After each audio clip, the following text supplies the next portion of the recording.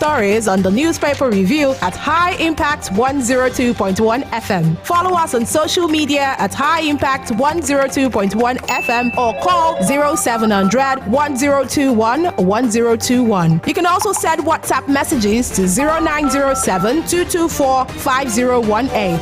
High Impact 102.1 FM, your urban lifestyle station.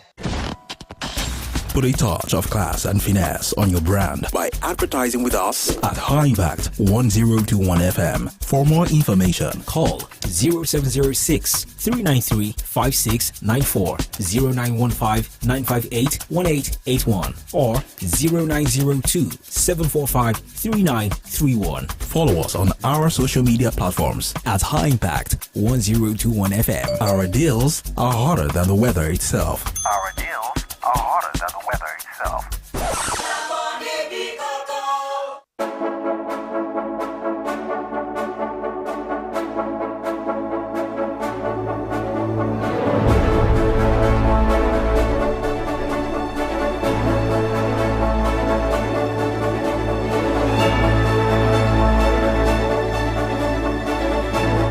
It's 5 minutes past 7 a.m. Today, the 22nd of March, 2023. My name is Esther Kalu, and this is your urban lifestyle station, High Impact 102.1 FM. The sound you have just heard is the sound that ushers in the newspaper review. If you're just tuning in for the first time, you are welcome. But I don't do this by myself, and Sarah is not here with me today.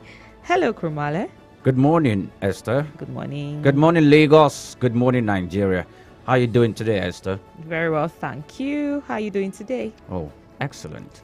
Well, Krumale, typically I would love to ask what story has got your attention in the papers, but I could see from the papers here the captions are mostly talking about post-election activities. You know, we had pre-election activities. Yes. I'm careful not to mention just the negative side of it. We had pre-election activities, we had election activities, and then post-election activities. So for the post-election activities here, I can see some calling for peace, some protesting, some court cases, some talking about how the Naira crunch, how the cash crunch, contributed to the elections. So post-election matters. One would think that about 3 days or 4 days after elections, things should die down drastically. Are you surprised that we're still having politics in the news, overshadowing most stories as it is in most dailies? No, I'm not, actually. It's expected. And the reason why is that we just concluded the presidential elections less than 1 month. It's still less than 1 on the 25th of February. And the gubernatorial and House of Assembly elections we just concluded on the 18th, which is more like 2-3 days ago. So, and most aggrieved parties in these elections will start, suing and filing their litigation cases for courts, and the election petition tribunals will be assembled at the moment. And of course, after the fact that they will be assembled, the appeal court will be there. Then we know that the Supreme Court is going to preside over lots of the cases in these electoral matters. And, the Constitution has provided a time frame for all these cases to be handled and taken care of within either 180 days or 3 months, which it should be within 3 months period. So at the moment in time, the judicial organ of government, or the judicial arm rather, the judicial arm of government will be very, very busy at this moment in time. So, and about more than 90% of the cases that will be on the desk of the judiciary at the moment now will be dealing with pre-election, election, and post-election matters. Most of them will be talking about the elections, and aggrieved parties will be suing.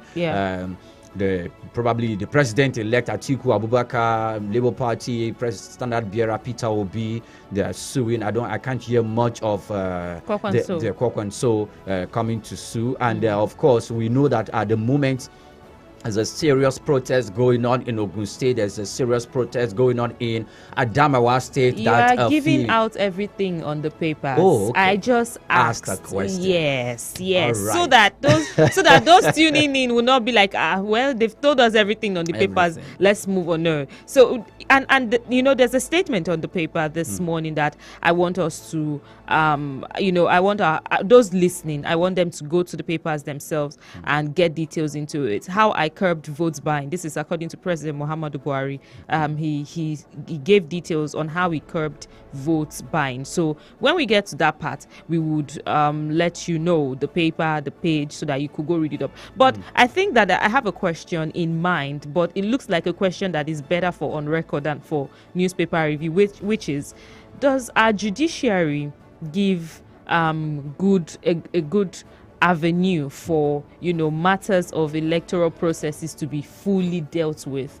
Is our judicial system, the laws, the processes, the timelines, the dates, is the system set in place to favor our electoral process? But that is for you to prepare for on record. Okay. Yeah, because when you were talking about the duration, how long, the time, I just feel like it's insufficient. Not just being insufficient. Since there is a time frame, I could literally say after 3 months, I would wear you out. I could use the law to, my advantage. In this case, the judiciary will not unnecessarily adjourn cases beyond the time, because they know they are working with limited time. And the reason why this law was made, it was because, some time ago, before now, in the Nigerian electoral process, there are issues when governors emerge, senators emerge, and they will be taken to court by the aggrieved party. So when they are taken to court by the aggrieved party, the Nigerian judicial process then was very, very slow and lethargic. Yeah. And so you feel it's faster now. Yeah, before a governor was supposed to serve 4 years. 4 years. He's already 2 years into his tenure. Yes. And the judiciary is yet to make a decision, to give a verdict concerning the cause or the reason why it was taken to court in the first place. Yeah. So sometimes by the time the judiciary ends up giving a verdict, he's like 2-3 years into it. Before you bring him out, it's almost as if he has done a tenure in governance. Exactly. And when the new administration comes in, he has less than 4 years to serve. So they looked at the process and let's limit it to this time frame. Yeah. So when you limit it to that time frame, 3 months, you remember Emeka Ihedioa from Imo State when he lost the election. Within that time of time, whether it's 6 months or 3 months, he was removed, and Mr. Hope Uzodinma came in during the first time. So that's again. There's one. If you're going to ask me, there's one particular story that caught my attention. We've already taken. You've answered. You've answered it already. You've answered it. Let's take a break now because we have 4 papers this morning, and we hope our guests can join us. We have the Vanguard newspaper, the Daily Trust newspaper, the Punch newspaper, and the Guardian newspaper. When we come back from this break, you will tell me the story that got your attention, because it seemed like I can't pick one exactly this morning. But when we come back from the break, the phone lines will be open. Get ready to also let us know your top story. 070010211021. We'll be back in a moment. To stay with us.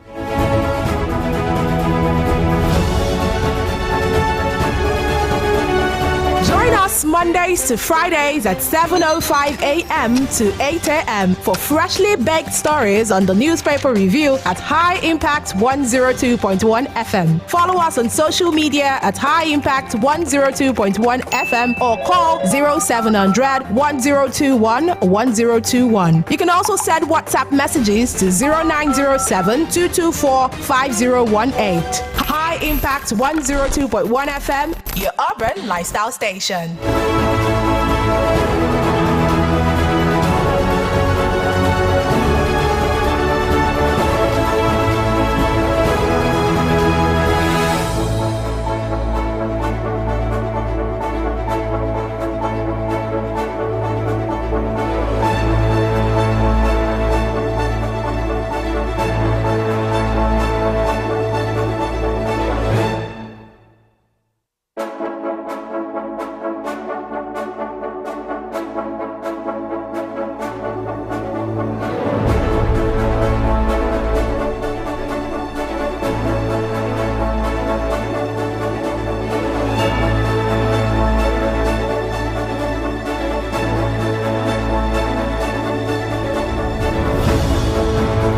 Welcome back, and many thanks for joining us on the papers this morning, on the newspaper review this morning. We are taking a look at some of the stories making the rounds on the front pages of newspapers. I am going to look at stories making the rounds on the front page of the Punch newspaper. Yes, on the front caption of the Punch newspaper, the central caption: protests rock Ogun, Abia, Nasarawa over poll results. Protests rock Ogun, Abia, Nasarawa over poll results. And there are riders of that story. 3. Adebutu, Kano APC candidates ask INEC to declare elections inconclusive. LP groups want Abia, Enugu logjam resolved. Osun Oyo tribunals get 34 petitions. I didn't interfere in polls. Result reflected Nigerians' choices, says President Muhammadu Buhari. Now let's go to stories on the upper section of the Punch newspaper. Atiku, Obi, 2 others ask a tribunal to nullify Tinubu's victory. You get that story on page 7 of the Punch newspaper. Atiku, Obi, 2 others ask a tribunal to nullify Tinubu's victory. U.S. hails INEC, threatens visa ban over violence, intimidation. U.S. hails INEC, threatens visa ban over violence and intimidation. You get that story on page 21 of the Punch newspaper. Then we go to, if you look at the Punch newspaper, there's a pictorial representation of the logjam of protest that's currently going on in Abia State, in Nasarawa State, and in Ogun State. We can see some of the protesters having a face-off with the police force, and we see in Nasarawa State the people putting on black, most especially women sitting on the floor, demonstrating their grievances and the dissatisfaction for the recently concluded elections. Beneath that, economists fall. Monetary Policy Committee MPC over 18% lending rate. That's on page 24 of the Punch newspaper. Ogun ex-permanent secretary wife found dead in Lagos home. That's on page 4 and 5 of the Punch newspaper. Sorry. The federal government loses suit to recover 70 trillion naira loot. 70 trillion naira loot. Federal government loses suit to recover 70 trillion naira loot. You get that story on page 16 of the Punch newspaper, and those are the stories making the rounds on the front page of the Punch newspaper.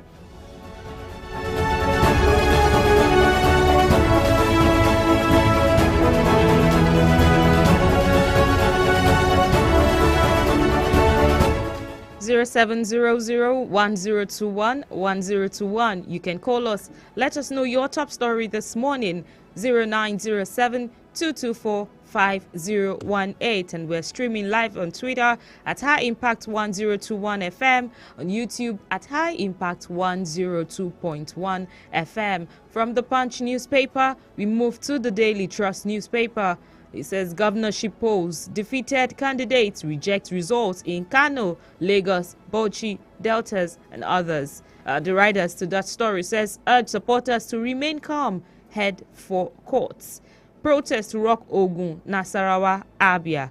Politicians must be ready to prove their cases. That's according to the lawyers, and that is on page 4.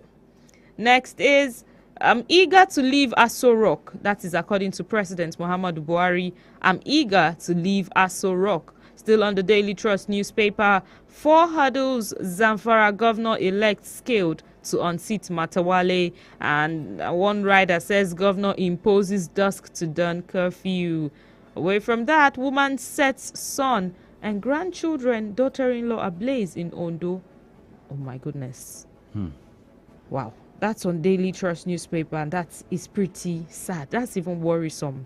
That's worrisome. Outage looms as TCN set to disconnect 13 defaulting discos and gencos. So if your discos and gencos, are defaulting, this is what the result would be.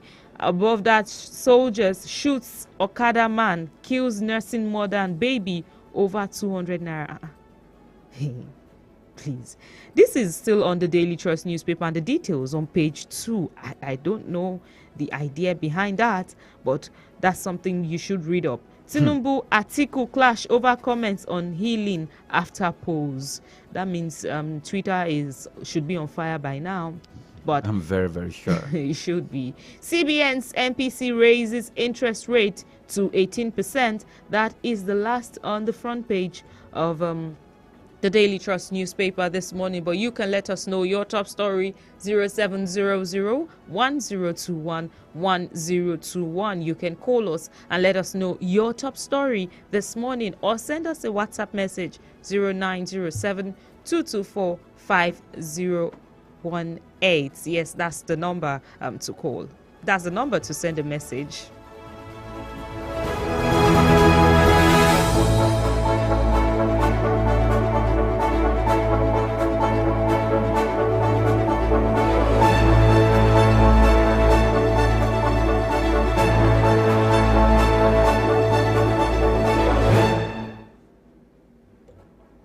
And off we go to stories making the rounds on front page of the Guardian newspaper. The central caption, operating license not a right.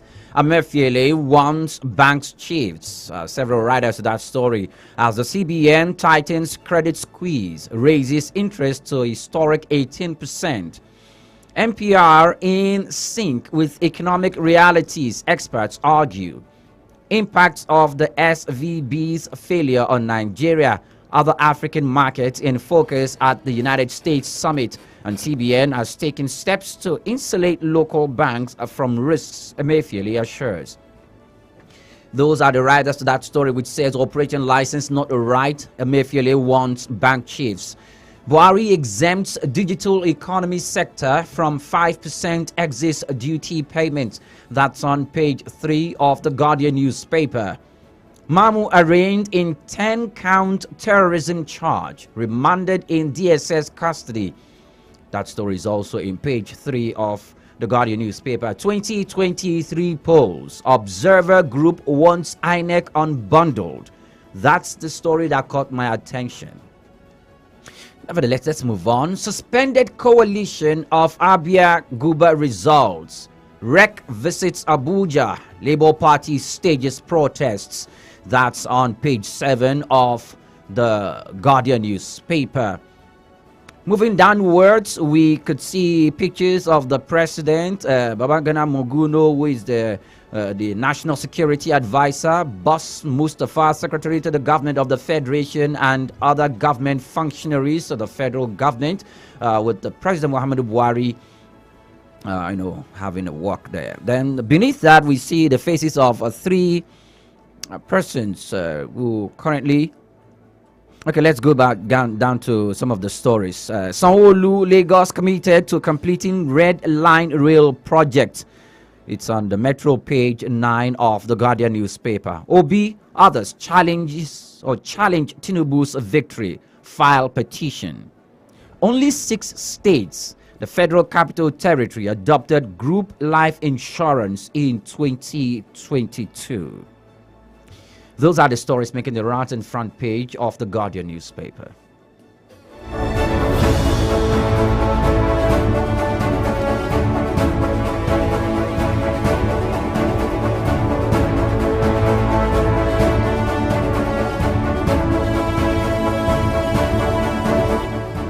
We have a message here. You can imagine the greed of our politicians. It's time for healing, and it's my time to be leader. After all the wayo, so you just want to fool Nigerians. A pity indeed.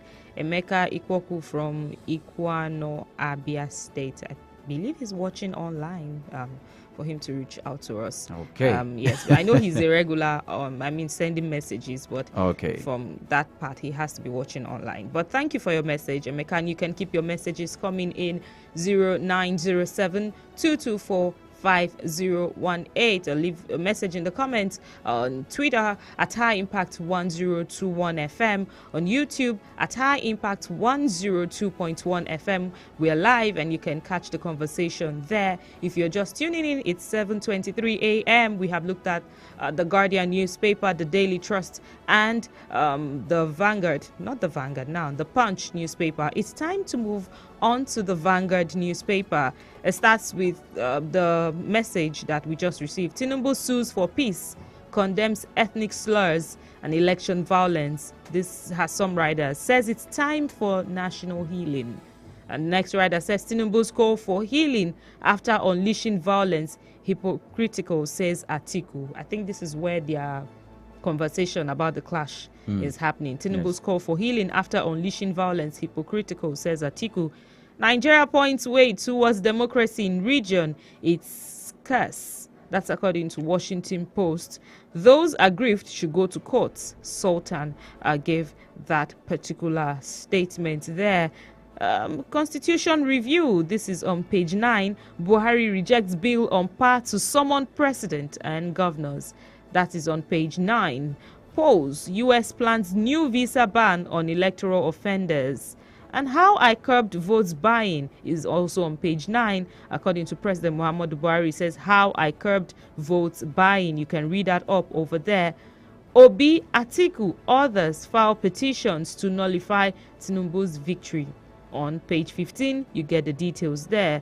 Contempt, other courts to reject EFCC cases. Over 250 lawyers tell NJC. Let's move. Anxiety heightens over Enugu and Abia governorship results. This is on page 11. And Kaduna train attack. FG docks terrorist negotiator Mamu on 10-count charge. FG exempts, that's federal government, exempts telecom from 5% excise duties. Krumale also gave us that. And lastly, on the front page of the Vanguard newspaper, Kaduna poll, PDP rejects INEC's declaration of APC's Uba Sani. That's it on the front page of the Vanguard newspaper. But you can let us know your top story, 0700-1021-1021. You can call us and let us know, or you send us a WhatsApp message, 0907-224-5018. And yes, you can catch us live on YouTube at High Impact 102.1 FM and Twitter at High Impact 1021 FM. Yes, we are due for a break. It's 7:26. We're due for a break. When we come back from this break, we'll get into a conversation with our guest. Do stay with us.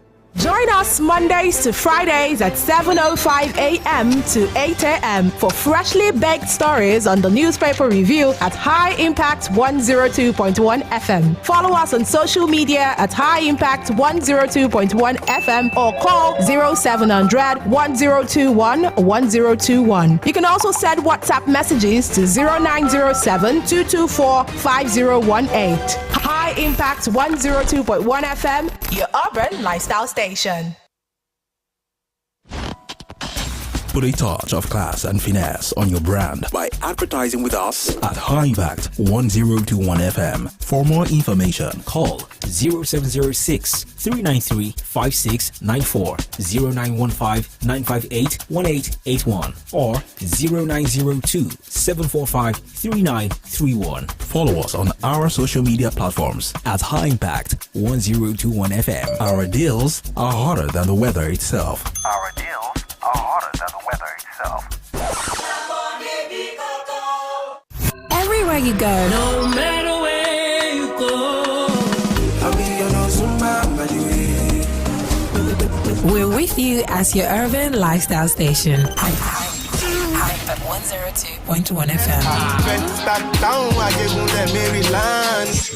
Join us Mondays to Fridays at 7:05 a.m. to 8 a.m. for freshly baked stories on the newspaper review at High Impact 102.1 FM. Follow us on social media at High Impact 102.1 FM or call 0700 1021 1021. You can also send WhatsApp messages to 0907 224 5018. High Impact 102.1 FM, your urban lifestyle station. What did you do when you got that Easter break off work last year? Nothing? What about the year before? Same old nothing? Take this as your cue to snap out of that boring routine. Be extra about your Easter this season. Come make delightful and unforgettable memories with your family and friends at High Impact Amusement Park. From the 7th of April to the 10th of April 2023, everything will be perfectly curated to create extreme Easter excitement. Good food and drinks, fun games for adults and children, a fully functional gym, service departments, and a lounge. All in a safe and secure environment. The best part is, when you buy 2 access tickets, you get 1 access ticket completely free. Yes, 1 access ticket free. Vouchers for games can be purchased at the park. For more inquiries, call these numbers 0814-229-9509 or 0812-271-4373. You simply don't want to be left out. Terms and conditions apply. High Impact Planet Amusement Park and Resorts, destination of choice. High Impact 102.1 FM.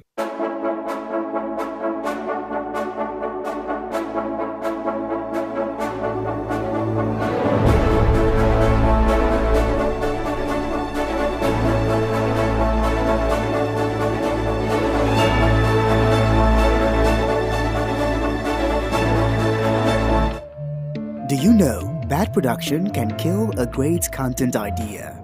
Do you want to have a photo shoot, audio production, or do you need a professional voiceover artist?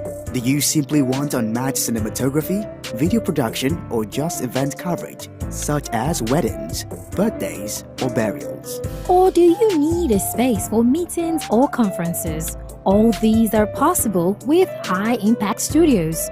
Don't bring down your creativity, let's help you take it high. And out of this world with our state-of-the-art equipment and first-class studio space. We give you the quality you deserve at the best rate. For more details, call 0706 393 5694 or 0915 958 1881. High Impact Studios, the future.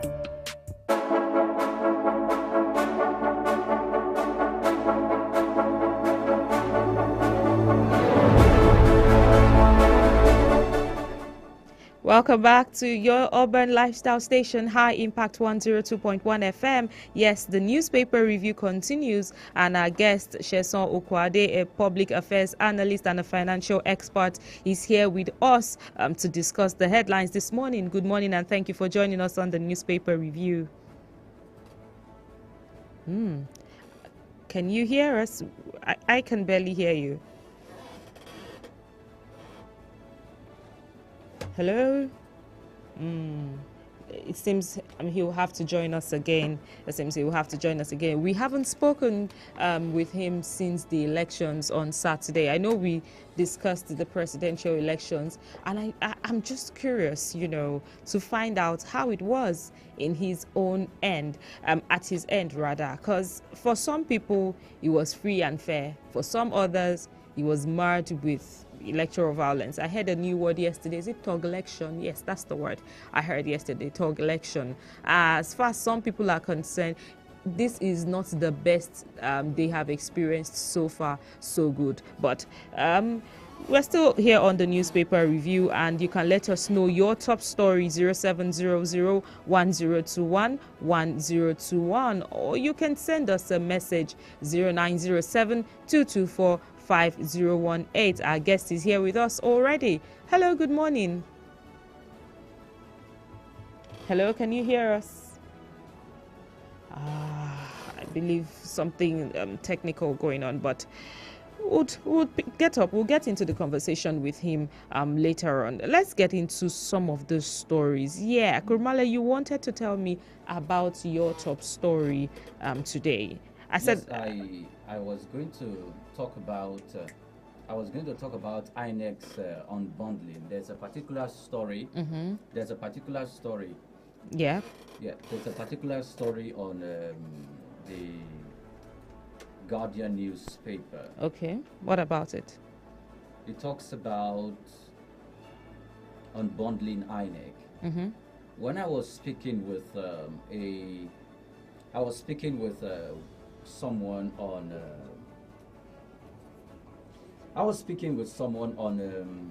on record a few days ago, and Okay. he equally mentioned something about unbundling INEC.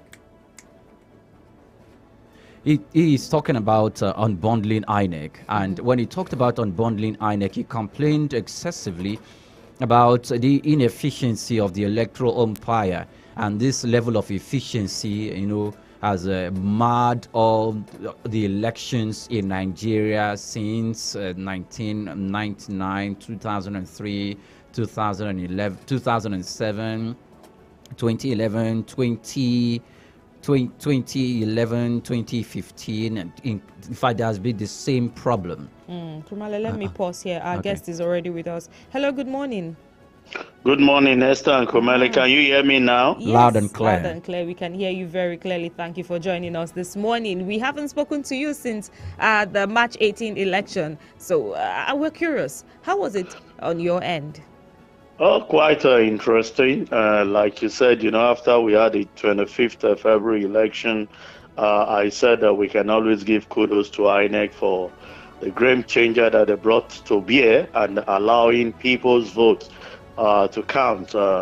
Even though some of there's issues of voter suppression and the rest, I want to believe that is outside the scope of the control of INEC. It's more of the politicians having understudied the voters and who certain things to them, and we give ourselves cheaply for them to be used against us for their personal gain. But if you give it to INEC, there was a serious improvement from some of the things that we complained on during the presidential election in terms of logistics, early arrival at the venue, and also a lot of cancellation based on what the old practice used to be in terms of overvoting. So for me, in my area, it was peaceful, even though there were issues of people unable to manage their emotion, but that was able to be tamed, and we have a very good ride in my polling unit.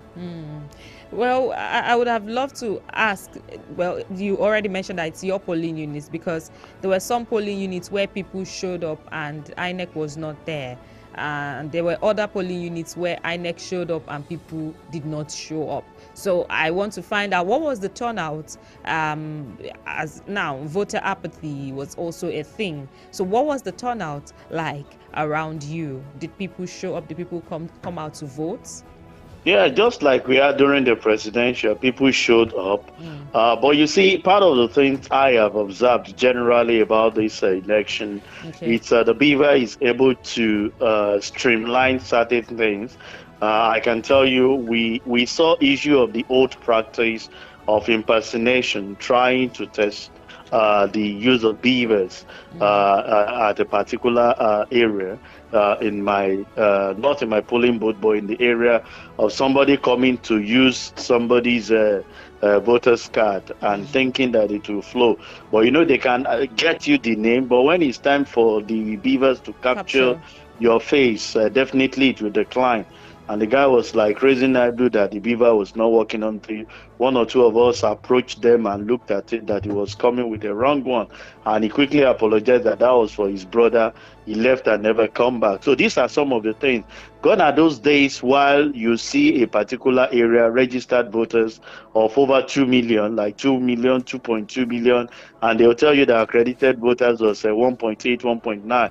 But that we didn't see in days. People say it's voter apathy. But for me, I think we are beating the politicians to it, in the sense that majority of them do the usual thing of taking a voter's card that would not be useful, that they will use to perpetrate it. But Beavers was able to streamline that, and we have those things. But in the area of voter suppression, I would say that we allow ourselves to be used by these politicians. After all those things that have gone around, I'm sure Kumale has gone to buy rice from an Aboki man, and he has bought some things from the Yoruba and Igbo man. Likewise, Esther and myself, we have not asked questions. But what we have done is that during this political era, we've allowed the politician who had studied us ahead, knowing that the vision, we always give them an edge. And that's why we are speaking to voters that respect other people's view, so that we will not give room for us to be used by other people for their personal gain. Okay, Mr. Sheson, I want to take you back a little for the when I feel very, very concerned when I hear commendations and laudits and plaudits given to the Independent National Electoral Commission. Now, I feel lots of concern, not because I am completely, against. I'm completely out there just against INEC, because the feedback we got during the elections. If we talk, you mentioned the logistic that INEC improved in logistic, that voter materials arriving at the polling units on time.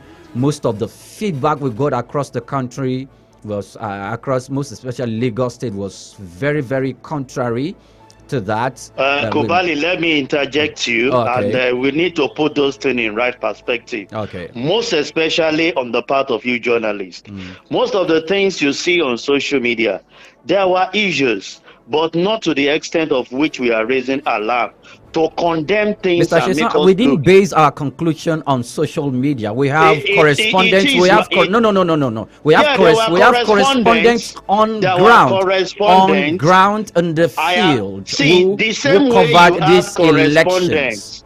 The same way you have correspondence. You know, I don't relate only with your station. Yes. We have journalists that were outrightly biased. I'm telling from experience. I had somebody who covered my area as a journalist and was giving false reports to their people.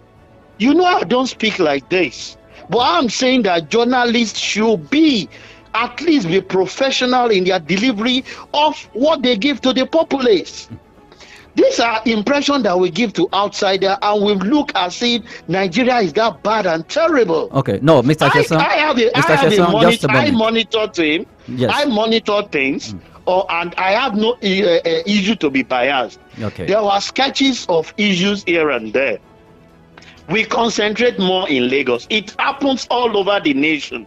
No, our concentration is not based, Mr. Sheson. Just a moment, those things are just a moment, Mr. Sheson. Mr. Sheson, just a moment. Yes. No, when we understand the function that's somewhat outside the scope of INEC, when we talk about issues of security, voter intimidation, because INEC themselves, they need to watch over themselves from being intimidated. But there are other cases where INEC officials got to their polling units by 1 p.m., 1:30 p.m., and in fact, the voters who are coming to vote had to make them leave that particular polling unit very late because they felt they didn't start the job on time. There are issues where INEC officials were said to have got to their polling units. They forgot very, very vital materials, or fine, they said that is what they forgot. There are issues where Beaver system refused to work, refused to function. There was no internet service. I'm telling you, we spoke with. When we are commending, just a moment, sir. When we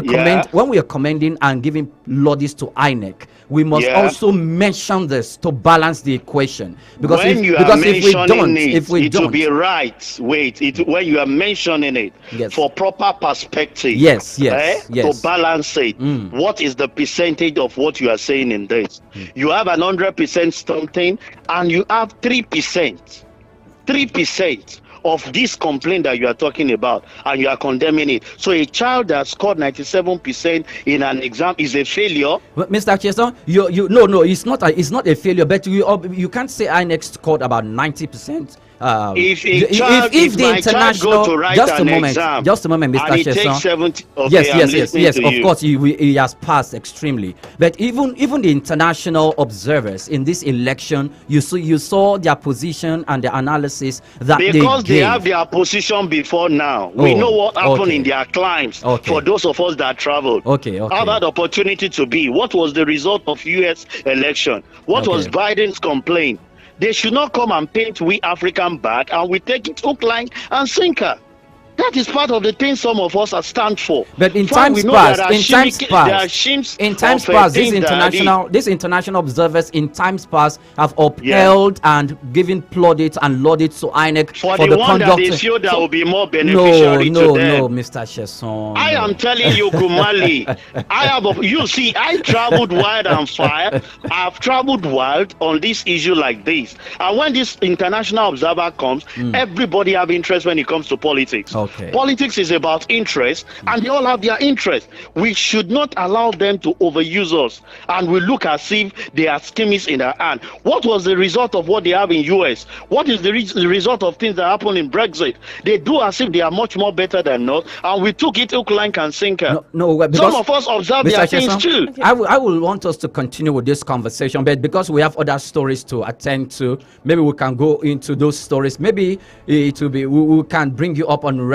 So we look at these particular issues in total. I will so much appreciate it. Thank you so I was going to come in there and say both of you should have a date on record where you put it straight, you put it out straight, your observation and versus what we observed in the media. But I should say that there are certain things that we cannot deny beyond what the media said, way beyond what the media said. So there was a traditional activity overnight. We know it as Oro in Lagos, and in the morning we are seeing calabash with fetish items inside, in front of people's doorposts, in front of places where people came out to vote, and the INEC officials are saying we cannot sit here with this calabash right here to conduct election.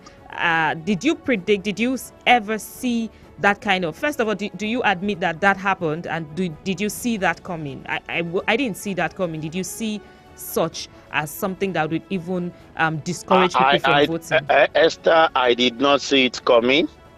I did not see it with my eyes, but I saw it on social media, and there were confirmation from people maybe in that area. And is to tell you part of what we are saying about people's interest going extra mile to protect what is not supposed to be protected. That, I will say it's about individual. It is not about INEC. People take laws in, and it's not only in Lagos. People tend to concentrate things here in Lagos. A lot happen in the east, a lot happen in the north. We have seen even in the north, you've heard about inconclusive election in two states in the north. I was coming to that, but most of the time we tend to base our judgment on what happened in Lagos, and I take that as part of the interest that several of us have. I say there are so many things that happen that is worse than what happened in Lagos, but those things reported. That's my issue. Mr. Chesson, what are those things that happen in other places that is worse than what happened in Lagos? But also, have you heard about the report of Abia and Enugu? We heard about the report. We heard about the report of Abia, where there was voter intimidation in the public, where they were telling the people of some political parties not to come out and vote, and that particular state belongs to one political party, that they should not come out and vote. We heard of that particular case. Yes. What is the difference between the report? What's the difference between that and what happened in Lagos, and why the concentration in Lagos and not the balance Mr. Chesson, I don't think you understand the fact that we are looking at this issue holistically. It is the impression you are getting. Just a moment. No. You think your impression is we are putting Lagos on the front burner, and we are it's not my impression. It's not what I'm hearing, Kumali. No, from here. No, is it from here or from other platforms? Yes. Is it from here or from other platforms? What we are saying is that you said even from this interview this morning. Yes. We have been referring to Lagos. Yes, we refer to Lagos. It tends to be like that. I think we should have said, sir, with what happened in Enugu, in Abia, in Lagos, in Adamawa, what is your view? No. I think we'll balance it like that. We started the conversation with your observation from your polling units. That is where we started, which is the best you can give us, because that was an eyewitness report. And then we moved on to what we also are able to observe and give. So if I'm reporting from Lagos, I should not also give you the exact facts if I was not in Abia. I can collaborate with people and get the details of what is going on in Enugu. But we start. You see, that now contradicts what Kubali is saying. No, we start from Lagos. No. We start holistic. from... We do it holistically. Mr. Sheson, it will interest you to know that we had reports from Kaduna State here. Okay. We had reports from Akwa Ibom State here. We have reports from Ogun State. No. I don't really need to mention it because yes, I don't really need to mention it. And if I don't mention it, it doesn't display the fact that we had conversation with correspondents who were there, who monitored the election and who gave us a feedback on air right here in this studio. And what I'm saying is that by the time you see why this reaction is happening, and why I want us to balance some of the things we are doing, is that when we make some of this claim, because when you said against my own observation as regard INEC performance and what people say, I can tell you that majority of the people that condemn things rely solely on Lagos, and we've seen that go around. I told you we got reports all across the country. No, we are not relying on our verdict is not just our observation. Our observation is not just from Lagos. Okay, we're starting with Lagos. Beautiful. We're starting with Lagos because of our audience. Our listeners are first here before we connect to those online. We got a message from someone in Abia State this morning, and we read it out, and we clearly stated that yes, that should be coming from YouTube. But you, Mr. Sheson, voted in Lagos. That is where we started. That's where we are ending. The same way you have correspondent out, I have a monitoring team because of the analysis I do. Yeah, I understand that objectively. I understand. I wanted to even move on to what happened in Kano State and to say, oh look, there was a dusk to dawn curfew declared. Did you even see NNPP coming out? Did you predict? Do you think that they would have emerged in Kano State based on what happened during the presidential election? I was going to all of those details, but we had to start from our base here in Lagos. Okay, I agreed with you, Esther. I agreed with you. okay, but really, and another thing. If you allow me to respond to that, I was expecting it because I can tell you for free that it's no longer business as usual. The presidential election actually opened our eyes to several things that made us know that grassroots politicians can always have their way. I'm sure during the presidential and National Assembly election, the high and mighty lost their place of hold. Those that actually use the senatorial National Assembly as place of retirement could not have it because people felt they've not performed. In time past, it's always a walkover. So after the presidential election, I knew that Ganduje was out there, even because of certain things that were here as regard his performance and reaction in Canada. It's just a matter of time. And that's why we are passing the message to politicians that the voter awareness is out there now. You don't perform, you don't come in. The suppression that they are carrying up and down is for a limited time. People's eyes are open. When it gets to that level, people definitely will stand. When you compare the involvement of people in this election and 2019, you will see that people are out to do it, even with the suppression. So, and more of it will definitely come in place, knowing fully well that other young people who are due to be 18 are seeing what is happening, and they are trying to see how they will change the narrative. So for me, I was expecting that in Kano, because Kwakwanso is a grassroots politician. He's not a politician that do propaganda. So we saw him go to the grassroots, came out with his candidate, and a lot of that we've seen people losing their votes, either both party, both PDP losing their seats to APC, APC losing their seat to PDP. this is actually happening because people could not feel their impact, and politicians must sit tight. Otherwise, even states where people feel that they can suppress and do whatever they like, the next time you see it, people would have looked at how they can even maneuver around the traditional right that people are doing, and they will stand by their vote, come out and get those things done. So it's high time for our leaders to stand up, do what is needful, as expected of them by the promises and manifestos given, and you won't need not to struggle. Look at the election result in your state. Makinde needs not to struggle for those things. He got it on a glide slide. He won the presidential this thing to APC, and we're all thinking that seat was already APC. Because your people knew what they want. You cannot mediate into their politics. They give the other one to the federal because they need the presence at the federal level. Because they want the 3 senatorial seats and more at the House of Assembly.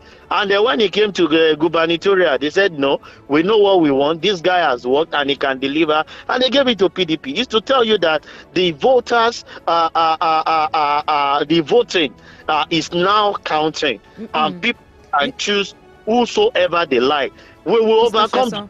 We have less than a minute, but I really do want to ask this question before we let you go. The president made a statement this morning as to how he curbed vote buying. I can see it very clearly on the Vanguard newspaper. But on Saturday, Esther, I saw party agents, I saw voters, I saw people sitting down on top of beer crates. They were drinking, they were partying, and there was that, I don't know how to put it. It was more, there was more enjoyment this time around, and of course you need money to do these things. There was more enjoyment on this 18th February than it was on the 25th of February. It was really dry. Really. I agreed with you, Esther. You see, our president, he's not an enjoyment person like you and myself. And Kubeli, we like enjoyment. You don't have proof. You don't have proof that I like enjoyment. I don't like to suffer, but you don't have proof that I like enjoyment, really. But yeah. I know you behind the scene. And you even in church on Sunday, I know you like enjoyment. So what I'm saying is that the holistic view of curbing vote buying was the president do not have the understanding that aside the politician buying us through, some of us, even in our estate, it was fun. People came out with food, with drinks, and some of them very far from the electoral area, they were playing music after casting their vote, not to support any party, but this is a time for bonding. We've not been seeing ourselves, everybody move out very early, but this is a day that you cannot go anywhere after casting your vote. Rather than you going back home, you and madam can step out, bring out some drinks, bring out some chicken, and we start enjoying. So vote buying is not, the cash crunch did not only affect the politician, but few of us that would have used that opportunity to even give back to the community. Those things were not there, but we were able to have access to that during this March 18 election as against that of 25th. You see, vote buying is in different classes, but the president may not understand that. Even when you don't give cash, some people gave food items, some people gave promissory notes, which they know that they will stand by. It's something that over time, I know will overcome. The same president said it during this gubernatorial election that if anybody give money, collect and give that to and do vote for your conscience. Yes, Mr. Sheso. So sorry to interrupt you, please, but I just need you to use 30 seconds to just make a brief point about this before we go. The Economist fault MPC over 18% lending rates.